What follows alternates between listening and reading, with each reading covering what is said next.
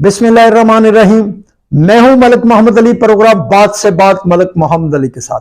आज हम बात करते हैं मुस्लिम लीग नून के सीनियर तरीन रहनुमा ख्वाजा मोहम्मद आसफ की, जिन्होंने एक नई मंतक पेश की है। ख्वाजा मोहम्मद आसफ ने गुफ्तगू करते हुए कहा कि मुल्क के अंदर बहुत सारी बिजली चोरी होती है और इसके अलावा जो कमर्शल एरियाज हैं उनमें भी बड़ी मिकदार में बिजली के यूनिट चोरी होते हैं। तो हम बात कर रहे हैं कि ख्वाजा मोहम्मद आसफ जब खुद वफाकी वजीर बिजली रहे हैं तो ख्वाजा मोहम्मद आसफ ने उस वक्त इनके खिलाफ कार्रवाइयां क्यों ना की। ख्वाजा मोहम्मद आसफ की अब ये मंतक समझ से बाहर है कि जब वो खुद वजीर थे तो उन्होंने इन पर हाथ क्यों नहीं डाला। ख्वाजा मोहम्मद आसफ ने बड़ी तफसील के साथ बिजली चोरी के मतलब बात की है और निशानदेही की है कि किन किन इलाकों में कितनी बड़ी मिकदार में बिजली चोरी होती है। तो सवाल ये पैदा होता है कि जब ख्वाजा मोहम्मद आसफ खुद वफाकी वजीर पानी व बिजली थे तो उन्होंने इन बिजली चोरों के खिलाफ क्यों कार्रवाइयां ना की और क्यों इन पर हाथ नहीं डाला। क्या वजह थी कि ख्वाजा मोहम्मद आसफ के क्या उस वक्त हाथ बंधे हुए थे जो उन्होंने इनके खिलाफ कार्रवाइयां नहीं की। अब भी जब वो इत्तेहादी हुकूमत में अहम वजारत पर मौजूद थे, वफाकी वजीर दफा थे, तो वो उनकी हुकूमत थी, तो क्या अपनी हुकूमत में वफाकी कबीना के इजलासों में ये बात वो नहीं कह सकते थे कि बिजली चोरों के खिलाफ कार्रवाइयां की जाए। जब वो खुद 5 साल तक वफाकी वजीर पानी व बिजली और वजीर दफा रहे, उस वक्त उन्होंने इस बारे में क्यों कदम नहीं उठाया। और अब भी 16 माह की इत्तेहादी हुकूमत में वो बहुत ही अहम वजारत पर मौजूद थे, हुकूमत की जमात का अहम हिस्सा थे, तो वो अपने ये ख्यालात उस हुकूमत में शेयर क्यों नहीं कर रहे थे। उन्होंने उस वक्त कार्रवाइयां क्यों नहीं कराई। ख्वाजा मोहम्मद आसफ के ही साथी, उसके ही डिवीजन से तल्लुक रखने वाले खुरम गुलाम दस्तगीर खान वफाकी वजीर पानी व बिजली थे और ये दोनों इकट्ठे हैं। क्या उस वक्त इन्हें नजर नहीं आ रहा था कि इतनी बड़ी मिकदार में बिजली चोरी होती है, कमर्शियल प्लाजों में बिजली चोरी होती है, तो फिर उन्होंने कार्रवाइयां क्यों न की। अब जब वो हुकूमत में नहीं है तो उन्होंने बोलना शुरू कर दिया कि बहुत बड़ी मिकदार में बिजली चोरी होती है जो हुकूमत को नुकसान का बायस बनती है, और जहां बिजली चोरी होती है उनके बिल गरीब अदा करते हैं। तो आज ख्वाजा मोहम्मद आसफ को गरीब याद आ गए और उन्हें गरीबों की याद सताने लगी है और वो बरमला कह रहे हैं कि बिजली के बहरान में ये मामलात भी शामिल है। तो ख्वाजा आसफ साहब, आपको अल्लाह ताला ने बहुत ही ताकतवर वजीर बनाया था, लेकिन अब आपके मुंह से ये बात ज़ेब नहीं देती कि आप कहें कि इतनी बड़ी मिकदार में और कहां कहां बिजली चोरी होती है। तो आप पावरफुल वजीर थे तो आपने उनके खिलाफ कार्रवाइयां नहीं की। क्या मसला था कि आपने कार्रवाइयां की।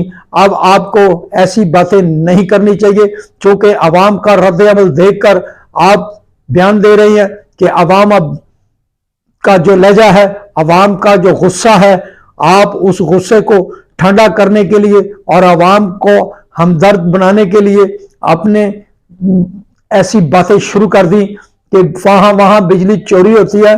बहरकैफ आप लोग इसके कसूरवार हैं कि अगर आपको पता था तो आपने इन बिजली चोरों के खिलाफ कार्रवाइयां क्यों नहीं की। अगर वो माफियाज थे, अगर कार्रवाई ना भी करते आप तो आप उनके मुतल्लिक रिपोर्ट्स तैयार करवाते कि ये लोग हैं जो बिजली चोरी करते हैं और इन्हें पब्लिक करते, ताकि लोगों को भी पता करता चलता कि बिजली चोर कौन है और उनके जिम्मे का बिल कौन अदा कर रहा है। ये गरीबों को अपना हमदर्द बनाने के लिए हवाई चौंचले हैं जो अब ख्वाजा आसफ की जबान से निकल रहे हैं। ख्वाजा आसफ और उनके दिगर साथी जो वुज़रा थे, उन्हें मैं समझता हूं कि ये बातें नहीं करनी चाहिए, क्योंकि अवाम इनको सबको देख चुके हैं। अवाम की परेशानी के लिए कोई भी मैदान में नहीं। अब वोट लेने की खातर عوام سے ہمدردی کے اظہار کے لیے بیان بازی شروع کر دی گئی، اور دوسری طرف چینی کے متعلق اب پیپلز پارٹی اور مسلم لیگ نون کے اختلافات کھل کر سامنے آ گئے ہیں۔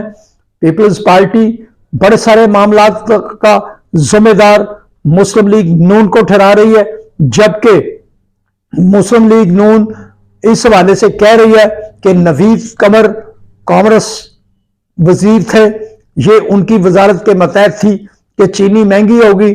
اب وزیر خزانہ تو اسحاق ڈار تھے۔ اب یہ دونوں اطراف سے ایسے ایسے بیانات کھڑے جا رہے ہیں، ایک دوسرے کو نیچا دکھانے کے لیے باتیں کی جا رہی ہیں، لیکن عوام کا نقصان ہو چکا ہے، چینی مافیا جیت چکا ہے، اور چینی مافیا جو کہ حکومتوں میں شامل ہوتا ہے وہ اب پھر نئے سرے سے انتخابات کے نام پر عوام سے ووٹ لینے کے لیے میدان میں آ رہے ہیں۔ چاہیے تو یہ کہ عوام ایسے لوگ جو کہ چینی کے کاروبار سے وابستہ ہے، جن کی بڑی بڑی شوگر ملیں ہیں، اگر کوئی ان کے M N A's M P A's ان کے حلقوں میں موجود ہیں تو پھر عوام انہیں ریجیکٹ کرے اور ان کی جگہ پر کسی بھی شریف آدمی کو ووٹ دیں، تاکہ پاکستان کے اندر بھی ایسا ماحول پیدا ہو سکے، کوئی عام آدمی، کوئی شریف آدمی، ایسا شریف آدمی جو عوام کا ووٹ لے کر سامنے آئے، اور پھر وہ اگر ایسی جماعتیں اقتدار میں آئیں جو عوام کی بات کرے، عوام سے محبت کی بات کرے، عوام کو دیگر سہولتوں کی فراہمی کی بات کرے، تو عوام ایسے لوگوں کو ووٹ دے۔ اور جن جن علاقوں میں بھی چینی مافیا سے وابستہ ایسے رکن قومی اسمبلی یا صوبائی اسمبلی بنتے ہیں تو پھر عوام کو چاہیے کہ ایسے لوگوں کو پھر ان علاقوں میں ریجیکٹ کرے۔ خالی نعرے لگانے سے یا احتجاج کرنے سے تو کچھ نہیں ہوتا، عوام پرامن طور پر اپنے ووٹ کی طاقت سے ایسے لوگوں کو ریجیکٹ کرے۔